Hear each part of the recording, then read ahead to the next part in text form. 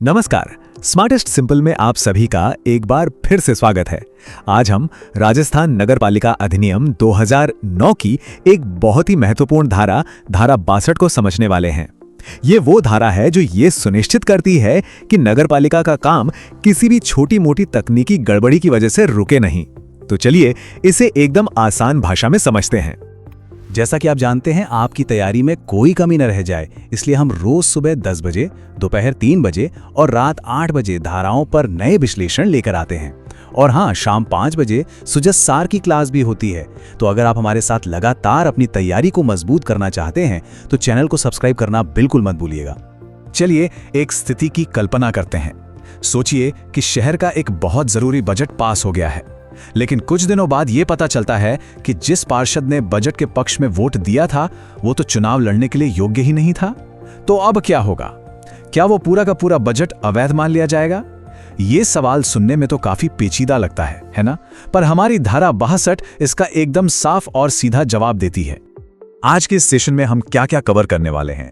सबसे पहले हम समझेंगे कि ये कानूनी सुरक्षा कवच है क्या, फिर इसके पीछे जो सिद्धांत है डी फैक्टो डॉक्ट्रिन उसे जानेंगे। इसके बाद धारा 62 के 5 सुरक्षा प्रावधानों को एक एक करके देखेंगे। फिर एक फास्ट रिवीजन करेंगे, आपके ज्ञान को एक सवाल से परखेंगे और अंत में देखेंगे कि हमारे साथ आगे कैसे जुड़े रहना है। तो शुरू करते हैं। धारा 62 असल में एक कानूनी सुरक्षा कवच है। अब इसका काम क्या है? इसका काम यह सुनिश्चित करना है कि अगर कोई छोटी मोटी तकनीकी गलती हो जाए या बाद में किसी सदस्य की योग्यता को लेकर कोई गड़बड़ी सामने आए तो उसकी वजह से नगरपालिका के बड़े और महत्वपूर्ण फैसले रद्द ना हो जाएं। ये शासन की गाड़ी को पटरी पर बनाए रखती है। अच्छा, इस पूरी धारा के पीछे एक बहुत बड़ा कानूनी सिद्धांत काम करता है जिसे कहते हैं डी फैक्टो डॉक्ट्रिन या यथातथ सिद्धांत। ये थोड़ा टेक्निकल लग सकता है पर इसका मतलब बहुत सरल है। यह सिद्धांत कहता है कि अगर कोई व्यक्ति किसी सार्वजनिक पद पर काम कर रहा है तो उसके द्वारा किए गए काम वैध माने जाएंगे, भले ही बाद में यह पता चले कि उसकी नियुक्ति या चुनाव में कोई कमी थी। ऐसा इसलिए ताकि व्यवस्था बनी रहे और अराजकता ना फैले। तो इसी डी फैक्टो सिद्धांत को आधार बनाकर धारा 62 हमें 5 तरह की सुरक्षा या कह लीजिए कि प्रोटेक्शन देती है। आइए अब इन 5 को एक एक करके और भी गहराई से समझते हैं। पहला सुरक्षा कवच कहता है अयोग्यता या दोष के बावजूद भी सारे कार्य वैध रहेंगे। मतलब ये उन सिचुएशंस को हैंडल करता है जहां किसी कार्रवाई में हिस्सा लेने वाला कोई सदस्य असल में उस पद के लायक था ही नहीं। तो नियम बड़ा साफ है। देखिए, अगर कोई सदस्य, अध्यक्ष या पीठासीन अधिकारी किसी मीटिंग में हिस्सा लेता है और बाद में पता चलता है कि अरे वो तो अयोग्य था या उसके चुनाव या नियुक्ति में ही कोई गड़बड़ी थी, तो भी उस मीटिंग में लिया गया फैसला या किया गया काम अवैध नहीं माना जाएगा। कानून उस काम को बचाता है, उस व्यक्ति की गलती से उस काम को खराब नहीं होने देता। इसको एक बहुत ही आसान उदाहरण से समझते हैं। मान लीजिए एक पार्षद ने एक नई सड़क बनाने के प्रोजेक्ट पर वोट दिया। महीनों बाद कोर्ट का फैसला आया कि उस पार्षद का तो चुनाव ही अवैध था। अब क्या होगा? धारा 62 के हिसाब से वो सड़क बनाने का प्रोजेक्ट फिर भी पास माना जाएगा, उसे रद्द नहीं किया जा सकता। यही इस प्रावधान की असली ताकत है। दूसरा सुरक्षा कवच उन कामों से जुड़ा है जो किसी के चुनाव को शून्य या अवैध घोषित किए जाने से पहले किए गए हो। यह भी बहुत जरूरी पॉइंट है। तो होता यह है कि अगर किसी सदस्य, अध्यक्ष या उपाध्यक्ष का चुनाव मान लीजिए कोर्ट ने अवैध घोषित कर दिया, तो वो व्यक्ति जिस तारीख को यह फैसला आया है उसी तारीख से काम करना बंद कर देगा। लेकिन, और ये सबसे जरूरी बात है, उस फैसले की तारीख से पहले उसने अपने पद पर रहते हुए जितने भी काम किए थे वो सब के सब वैध रहेंगे। उन्हें पिछली तारीख से अवैध नहीं किया जा सकता। तीसरा सुरक्षा कवच प्रक्रिया से जुड़ी छोटी मोटी गलतियों के बारे में है, जैसे कि किसी मीटिंग का नोटिस भेजने में कोई चूक हो जाना। देखते हैं कानून इसको कैसे संभालता है। अगर किसी सदस्य तक मीटिंग का नोटिस पहुंचाने में कोई अनियमितता हो जाती है तो सिर्फ इस एक कारण से उस मीटिंग में पास हुआ कोई भी प्रस्ताव अवैध नहीं हो जाएगा। लेकिन यहां एक बहुत ही महत्वपूर्ण अपवाद है, एक एक्सेप्शन है।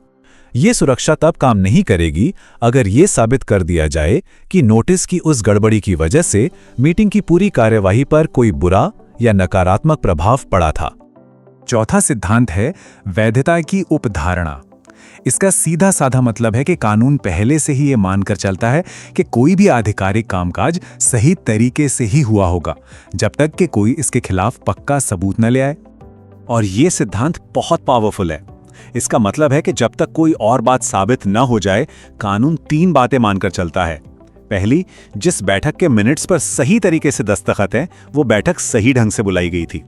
दूसरी, उस बैठक में जितने भी सदस्य आए थे वे सब योग्य थे। और तीसरी, अगर मिनट्स में किसी कमिटी का जिक्र है तो वो कमिटी भी सही तरीके से बनी थी। मतलब साइन किए हुए मिनट्स अपने आप में वैधता का एक बहुत बड़ा सबूत हैं। 5वां और आखिरी सुरक्षा कवच ये पक्का करता है कि अगर नगरपालिका में कोई पद खाली भी है, तब भी शहर का कामकाज रुकना नहीं चाहिए। ये प्रावधान एकदम सीधा और स्पष्ट है। अगर नगरपालिका या उसकी किसी भी कमेटी में कोई पद खाली है, मतलब कोई वैकेंसी है, तो सिर्फ इस एक वजह से कोई भी काम या कार्यवाही अवैध नहीं होगी। जो बाकी सदस्य हैं वे अपना काम आराम से जारी रख सकते हैं। शासन कभी रुकता नहीं है। चलिए, अब तक हमने जो कुछ भी सीखा है उसे परीक्षा के नजरिए से दिमाग में अच्छी तरह बिठाने के लिए एक सुपरफास्ट रिवीजन करते हैं। इससे सारे मुख्य बिंदु एक ही जगह पर पक्के हो जाएंगे। तो धारा 62 के मुख्य बिंदु क्या हैं? याद रखिए, पहला, तकनीकी गलतियों से बड़े फैसले अमान्य नहीं होते। दूसरा, अयोग्य सदस्य के पुराने काम फिर भी मान्य रहेंगे। तीसरा, चुनाव शून्य होने से पहले किए गए सभी काम सुरक्षित हैं। चौथा, नोटिस की गलती से प्रस्ताव तब तक वैध है जब तक उससे कार्यवाही पर कोई बुरा असर न पड़ा हो। पांचवां, कोई पद खाली होने पर भी नगरपालिका का काम चलता रहता है। और छठा, विधिवत साइन किए हुए मिनट्स किसी भी बैठक की वैधता का पक्का कानूनी सबूत है। अब जब हमने इस धारा को अच्छी तरह समझ लिया है, तो चलिए एक परीक्षा के स्तर के सवाल से अपने ज्ञान को परखते हैं। सवाल को बहुत ध्यान से पढ़िएगा और फिर अपना जवाब सोचिएगा। प्रश्न आपकी स्क्रीन पर है। आपको यह बताना है कि धारा 62 के बारे में इन 4 कथनों में से कौन कौन से कथन सही हैं। पहला कथन कहता है कि चुनाव शून्य होने पर सारे काम पिछली तारीख से अवैध हो जाते हैं। दूसरा, नोटिस की अनियमितता के बारे में है। तीसरा, हस्ताक्षरित कार्यवृत्ति की वैधता के बारे में है। और चौथा, रिक्ति के दौरान काम करने के बारे में। जरा सोचिए और बताइए कि सही विकल्प A, B, C या D में से कौन सा है। अपना उत्तर, चाहे वो A, B, C या D हो, नीचे कमेंट सेक्शन में जरूर लिखिएगा। चलिए देखते हैं कि कितने लोग इसका सही जवाब दे पाते हैं। जब आप सब भाग लेते हैं तो हमें भी पता चलता है कि हमारी मेहनत सही दिशा में जा रही है। बहुत बढ़िया। अब हम इस सेशन के बिल्कुल अंत में आ गए हैं, तो चलिए देखते हैं कि आप स्मार्टेस्ट सिंपल पर अपनी सीखने की इस यात्रा को आगे कैसे बढ़ा सकते हैं। अगर आपको यह विश्लेषण फायदेमंद लगा हो तो इसे लाइक करके हमारा मनोबल बढ़ाएं। इसे अपने दोस्तों के साथ भी शेयर करें जो तैयारी कर रहे हैं।